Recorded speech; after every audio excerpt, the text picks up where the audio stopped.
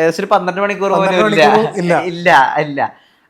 ഒരു ഭയമുണ്ടോ ഇതൊരു re entry ആണ്, മൊത്തം കുടുംബം തന്നെ ലോഞ്ച് ആവുന്ന പോലത്തെ അവസ്ഥയാണ്, അനിയനും ഒപ്പം ലോഞ്ച് ആവും? ഭയം എന്ന് പറഞ്ഞാൽ ടെൻഷനുണ്ട്. ആ. ടെൻഷൻ എന്ന് പറഞ്ഞാൽ എനിക്ക് ടെൻഷൻ എന്ന് വെച്ചാൽ ഞാൻ ഭയങ്കര ഇങ്ങനെ ലോ ആവും. പക്ഷെ ഞാൻ പിന്നെ ഇങ്ങനെ ചിന്തിക്കും എന്ന് പറഞ്ഞാൽ നമ്മൾ ഈ ലോ ആയിട്ടും ടെൻഷൻ അടിച്ചിട്ട് എന്താ കാര്യം, ഈ വരുന്നത് അത് എന്തായാലും സംഭവിക്കും. ഇപ്പൊ നല്ലതാണെങ്കിലും ചീത്തയാണെങ്കിലും ഇപ്പൊ എന്റെ പെർഫോമൻസ് നന്നായില്ല, അല്ലെങ്കിൽ ഞാൻ പ്രതീക്ഷിച്ച പോലെ വന്നില്ല, അപ്പൊ അത് പ്രേക്ഷകരാണ് അത് കണ്ട് വിലയിരുത്തേണ്ടത് എല്ലാ കാര്യങ്ങളും. അപ്പൊ അതിപ്പോ പ്രേക്ഷകന് ഇപ്പൊ അത് വർക്കായില്ലെങ്കിൽ പിന്നെ നമുക്കൊന്നും ചെയ്യാൻ പറ്റില്ല, അത് നമ്മുടെ വിധി. ഇപ്പൊ ഞാൻ എൻ്റെ ക്യാരക്ടർ വർക്കായില്ല അല്ലെങ്കിൽ പടം വർക്കായില്ല, അപ്പൊ നമുക്കൊന്നും ചെയ്യാൻ പറ്റില്ലല്ലോ. പിന്നെ ഓക്കെ, മനുഷ്യന്റെ ലൈഫ് അങ്ങനെയാണല്ലോ. ഇതല്ലെങ്കിൽ നമുക്ക് നമുക്ക് റെഡിയാക്കണം, അല്ലെങ്കിൽ നമുക്ക് അടിപൊളിയായിട്ട് ചെയ്യണം. അപ്പൊ ഇതൊക്കെ എല്ലാം നമുക്കൊരു ലേണിങ്സ് ആണ് ഇതൊക്കെ. അപ്പൊ ഞാൻ അങ്ങനെ ചിന്തിക്കുന്ന ഒരാളാണ്. പിന്നെ പടം വർക്കായി അടിപൊളിയായാലും അത്രയും സന്തോഷം. ഇപ്പൊ എനിക്കോട് ലാലേട്ടൻ്റെ ലാലേട്ടൻ എനിക്ക് പറയാറുണ്ട്, എനിക്ക് പടം ഹിറ്റായാലും ഫ്ലോപ്പായാലും എനിക്ക് സെയിം വികാരം എന്നുള്ള കാര്യം പറഞ്ഞിട്ടുണ്ട്. കാര്യം എന്ന് വെച്ചാൽ പുള്ളി ഒരു സിനിമാ നടനാകാൻ വേണ്ടി വന്ന ഒരാളൊന്നുമല്ല, പുള്ളി യാദൃശ്ചികമായിട്ട് സിനിമാ നടനായതാണ്. അപ്പൊ പുള്ളിയുടെ ഒരു മെന്റാലിറ്റിയും പുള്ളിയുടെ ഒരു മൈൻഡ് സെറ്റ് എന്ന് പറഞ്ഞാൽ കൂളാണ് പുള്ളി. ഇപ്പൊ ഇപ്പുറത്ത് മറ്റേ ഒരു പടം 100 ദിവസം അടിച്ച് ഇപ്പുറത്തെ ഒരു പടം ഒരാഴ്ച പോയെന്ന് പറഞ്ഞാൽ ലാലേട്ടൻ ഈ നടുക്ക് നിൽക്കുന്ന ഒരാളാണ്. അപ്പൊ 100 ദിവസം അടിച്ച പടത്തിന് അവിടെ സെലിബ്രേഷൻ ഭയങ്കര ഹാപ്പി ആയിട്ട് ജോളിയായിട്ട് നടക്കുന്ന ഒരാളല്ല. എന്നാ ഇവിടെ പടം മോശമെന്നും പറഞ്ഞ് പുള്ളി ഭയങ്കര ഡെസ്പായിട്ട് നിൽക്കുന്ന ഒരാളൊന്നുമല്ല. പുള്ളി പറയുന്ന വെച്ചാൽ ഇതൊക്കെ ഒരു നമുക്ക് ലേണിങ്സ് ആണ്, ഇനി അടുത്ത നമുക്ക് പിടിക്കാം, അല്ലെ അടുത്ത നമുക്ക് ചെയ്യാം. ഇങ്ങനെ ഓരോരോ കാര്യങ്ങൾ ചെയ്ത് അങ്ങനെ മാറ്റം വരുമ്പോഴാണല്ലോ നമ്മൾ ലൈഫിൽ ഈ മിനുക്കി വരുന്ന പോലെ പറയുന്നത്. എല്ലാം മോൾഡ് ചെയ്തും നമ്മൾ പോളിഷ് ചെയ്താണല്ലോ നമ്മുടെ ഓരോ കാര്യങ്ങൾ നന്നാക്കിക്കൊണ്ട് വരുന്നത്.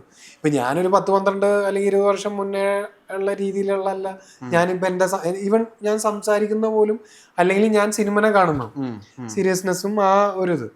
അപ്പം അത് ഒരേ സമയത്ത് ഒരേ ആൾക്കാരുടെ മൈൻഡ് സെറ്റ് ആണെങ്കിലും നമ്മുടെ ഇതാണെങ്കിലും ഒത്തിരി മാറും. അപ്പോൾ പടം നാളെ വന്ന് ടെൻഷൻ ഉണ്ടെന്ന് പറഞ്ഞാൽ സ്വാഭാവികമായിട്ട് ടെൻഷൻ ഉണ്ടാവും. നാളെ എന്തായിരിക്കാം സംഭവിക്കാൻ പോകുന്നതെന്നുള്ളൊരു ആകാംക്ഷയും ഇതുണ്ടാവും.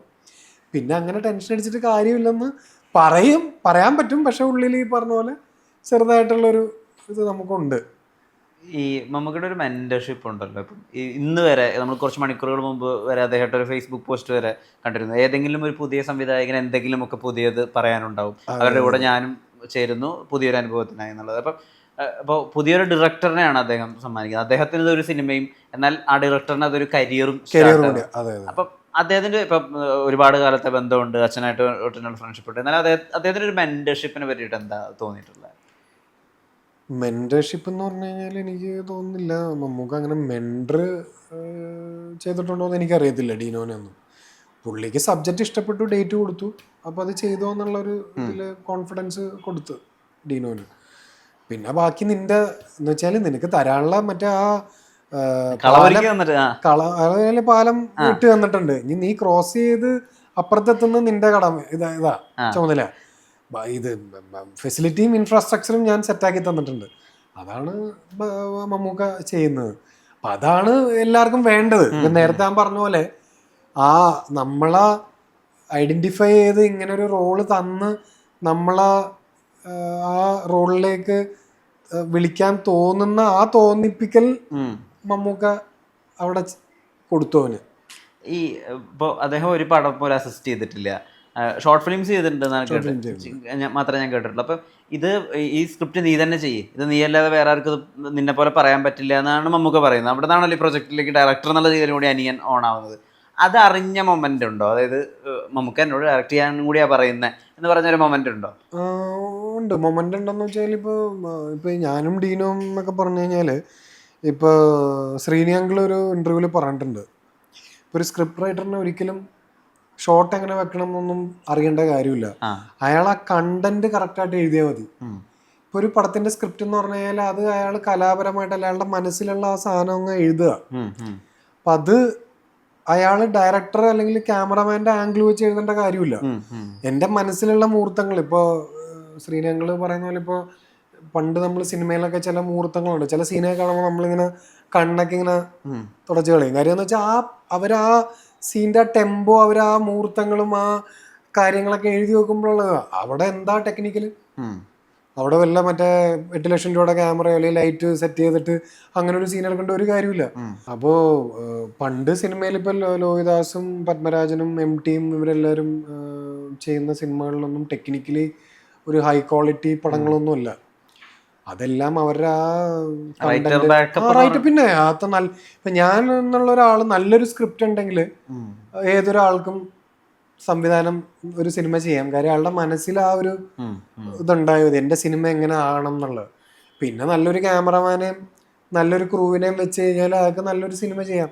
അല്ല ഇന്നൊരു ഷോട്ട് വെക്കണം എന്നൊന്നുമില്ല. ഇപ്പോൾ ഞാൻ ഓർക്കുന്ന ഇപ്പോൾ സിദ്ദിഖ് ലാൽ, പിന്നെ റാഫി മക്കാട്ടിൻ, ഇവരുടെ പടങ്ങളിലൊന്നും നമ്മൾ കാണുന്ന പോലെ അങ്ങനെ ഗംഭീര ക്യാൻവാസിലോ ഭയങ്കര ടേക്കിങ്സോ ഭയങ്കര BGM ഒക്കെ കയറ്റിയുള്ള പരിപാടിയൊന്നുമില്ല. സ്റ്റഡി ഷോട്ട്സ് ആണ് അവരുടെ എല്ലാം. പക്ഷെ അവരുടെ പടങ്ങൾ എന്ന് പറഞ്ഞു കഴിഞ്ഞാല് നല്ല രസമായിരിക്കും. നമ്മുടെ ആ ഒരു ഫ്ലോയിൽ കണ്ട് ഇപ്പൊ കോമഡി ആണെങ്കിലും ചില ഇപ്പൊ ഗോഡ് ഫാദറിലൊക്കെ സെന്റിമെന്റ്സ് ഒക്കെ ഉണ്ടല്ലോ, അതൊക്കെ നമുക്ക് ശരിക്കും ഭയങ്കരമായിട്ട് ഫീൽ ആവും കാര്യങ്ങൾ. അത് വന്നാൽ ഭയങ്കര കോമഡി സിനിമയാണ് ഗോഡ് ഫാദർ. അപ്പൊ അത് അവരാ സ്ക്രിപ്റ്റും അവർക്ക് ആ ഒരു എന്താ പറയാ ആ ഒരു ടാലന്റ് എങ്ങനെയാണ് എന്താ പറയാ മനുഷ്യത്വമുള്ള കുറെ മുഹൂർത്തങ്ങളുണ്ടല്ലോ ആ പടത്തിൽ. ഇപ്പൊ ചില കാര്യങ്ങളൊക്കെ നമുക്ക് കാണുമ്പോൾ നമുക്ക് ഭയങ്കര വിഷമവും, ചില കാണുമ്പോൾ നമ്മളിങ്ങനെ കോമഡി ചിലപ്പോൾ ആ സമയത്ത് നമുക്ക് ഇതായാലും നമ്മൾ പിന്നെ ഡ്രൈവൊക്കെ ചെയ്യുമ്പോൾ ഇങ്ങനെ തന്നിരുന്ന് ചിരിച്ചു പോകും ചില കാര്യങ്ങൾ. അപ്പൊ നീ എന്തിനാ പഠിക്കണേന്ന് ചോദിക്കുമ്പോൾ നമ്മൾ ആദ്യമായിട്ട് ഇപ്പോൾ ഒരാൾ ചോദിച്ചു കഴിഞ്ഞാൽ നമ്മൾ പറയാം ഞാനിപ്പോൾ എഞ്ചിനീയറിംഗ്. അല്ല നീ എന്തിനാ പഠിക്കുക, നീ പഠിച്ചിട്ട് ഒരു കാര്യമില്ല എന്നുള്ള അവസ്ഥയിലാണ് ആള് ചോദിച്ചത്. അപ്പൊ അതൊക്കെ ഒരു ബ്രില്യൻ കോമഡിയാണ്, ഇന്റലിജന്റ് കോമഡിയാണ്. എന്ന് വെച്ചാല് നമ്മള് അതില് ഒഫൻസും ഇല്ല, എന്നാ വൾഗാരിറ്റി ഒന്നുമില്ല. അപ്പൊ അതൊക്കെ ഒരു കഴിവ്, ഒരു ടാലന്റ് ആണ്. മൊമെന്റിനെ പറ്റി പറയൂ. അനിയൻ പറഞ്ഞത് ഞാൻ ഡയറക്റ്റ് ചെയ്യാനും കൂടി മമ്മൂക്ക പറയണേന്ന് പറഞ്ഞ മൊമെന്റ് അതങ്ങനെ പറഞ്ഞു, ഇങ്ങനെ മമ്മൂക്ക ചെയ്യാന്ന് പറഞ്ഞു. അങ്ങനെ മൊമെന്റ് എന്ന് പറഞ്ഞാൽ അവനിങ്ങനെ ഷെയർ ചെയ്തു, ഇങ്ങനെ പറഞ്ഞു മമ്മൂക്ക ചെയ്യാന്നുള്ള. അപ്പൊ സ്വാഭാവികമായിട്ട് ഇപ്പോ നമ്മൾക്കിപ്പോ ഒരു ഉത്തരവാദിത്വമായി, റെസ്പോൺസിബിലിറ്റി എന്ന് വെച്ചാൽ ഇപ്പൊ ഒരു വലിയ ഒരു മറ്റേ ക്യാൻവാസിലുള്ള ഒരു സിനിമ ഡയറക്ഷൻ ചെയ്യണം എന്ന് പറഞ്ഞാൽ, അത് മമ്മൂക്ക പോലത്തെ ഒരു വലിയ മെഗാസ്റ്റാറിനെ വെച്ച് ഒരു സിനിമ ചെയ്യണം എന്ന് പറഞ്ഞാൽ ഭയങ്കര റെസ്പോൺസിബിൾ ആയിട്ടുള്ള ഒരു കാര്യമാണ്. അപ്പം അത് അവന് ആദ്യം തന്നെ ആ ഒരു ഫയർ കയറി. ഇപ്പം നമുക്ക് മനസ്സിലായിട്ടുള്ള സോഴ്സസ് എന്ന് അറിയാം ഈ ക്യാരക്ടർ ഓൾറെഡി ഉള്ളതാണ്, അല്ലാണ്ട് ചേട്ടനുണ്ടെന്ന് വെച്ച് എഴുതി ചേർത്തതൊന്നും അല്ല അങ്ങനെ ഒരാളെ എന്നൊക്കെ അറിയാം. പക്ഷെ എന്നാലും പോലും ഇപ്പം ഈ സിബ്ലിങ്സ് വേറൊരാൾക്ക് കൊടുത്തിട്ടുള്ള ഒരു കൈയുണ്ട്. ഇപ്പം നമ്മുടെ തിരയിലെടുത്ത് നോക്കുകയാണെങ്കിൽ ധ്യാൻ ശ്രീനിവാസന് കൊടുത്തൊരു എഡ്ജുണ്ട്, അല്ലെങ്കിൽ ജയൻ രവിക്ക് കൊടുത്തൊരു കൈയുണ്ട്. അങ്ങനെ ഒരു കൈയാണോ ശരിക്കും ബസൂക്കയിൽ? ഇത് അല്ല എന്ന് വെച്ചാൽ നിങ്ങൾ ഈ പറഞ്ഞതൊക്കെ ഭയങ്കര എക്സ്ട്രീമാണ്. നായകനായിട്ടാണ് അഭിനയിച്ചത്, പിന്നെ ധ്യാൻ നായകനായിട്ടാണ് തിരയിൽ അഭിനയിച്ചത്. ഞാൻ ഇതിനകത്ത് നായകനൊന്നുമില്ല, അതിലൊരു ചെറിയ വേഷം ചെയ്തെന്നുള്ളൂ. പിന്നെ ഞാൻ പറഞ്ഞില്ലേ ഇത് പ്രേക്ഷകൻ കണ്ട് അഭിപ്രായം പറയട്ടെ. അതെ, അല്ലാതെ ഞാനിവിടെ ഇരുന്ന് വലിയ തള്ളി ലാസ്റ്റ് പ്രേക്ഷകൻ കണ്ടു പറയും ഇവിടെ എന്ത് തള്ളലായിരുന്നപ്പോ, ഇവരൊക്കെ വേറെ പണിയില്ലെന്ന് പറയും. ഏറ്റവും ബെസ്റ്റ് ഉണ്ടായിരിക്കുക, പടം നന്നായാലും നല്ല സിനിമ സംസാരിക്കാം. പിന്നെ രണ്ടാം ഭാഗത്തെ പറ്റിയൊക്കെ വലിയ അപ്ഡേറ്റുകൾ വരുന്നു. ഇത് ക്യാരക്ടറിന് ഇനിയും ട്രാവൽ ചെയ്യാൻ പറ്റുന്നൊക്കെ ഇപ്പം തന്നെ ആളുകളൊക്കെ സംസാരിച്ചു തുടങ്ങിയിട്ടുണ്ട്. എന്താ പറയുക, അങ്ങനത്തെ ഉണ്ടല്ലോ ഇതിൻ്റെ ഈ സീക്വല് ബസൂക്ക 2ാം ഭാഗം, അതിനെ പറ്റിയിട്ടൊക്കെ ഇപ്പം എത്രമാത്രം പറയാൻ പറ്റും? അതിനെപ്പറ്റി പറയാൻ നാളെ കഴിഞ്ഞ് പറയാൻ അത് മമ്മൂക്ക തന്നെ ലൊക്കേഷനിൽ പറഞ്ഞിട്ടുണ്ട്, ആദ്യം നീ ഇത് കഴിഞ്ഞിട്ട് മറ്റേത് നമുക്ക് ആലോചിക്കാന്ന് പറഞ്ഞു. ആദ്യം ഇത് ഇറങ്ങട്ടെ എന്ന് പറഞ്ഞു. അവിടെ പോയി പറയുന്നുണ്ടല്ലോ എന്തൊക്കെയാ. പിന്നെ ഇപ്പോൾ എന്താ പറയുക, ഒരു ജേണി തുടങ്ങിയിട്ട് പിന്നെയും അതിനുള്ള പാഷൻ ചേർത്ത് വെക്കുക, പിന്നെയും ആ ജേണി റീസ്റ്റാർട്ട് ചെയ്യുക എന്ന് പറയുന്നത് എളുപ്പമുള്ള കാര്യമല്ല.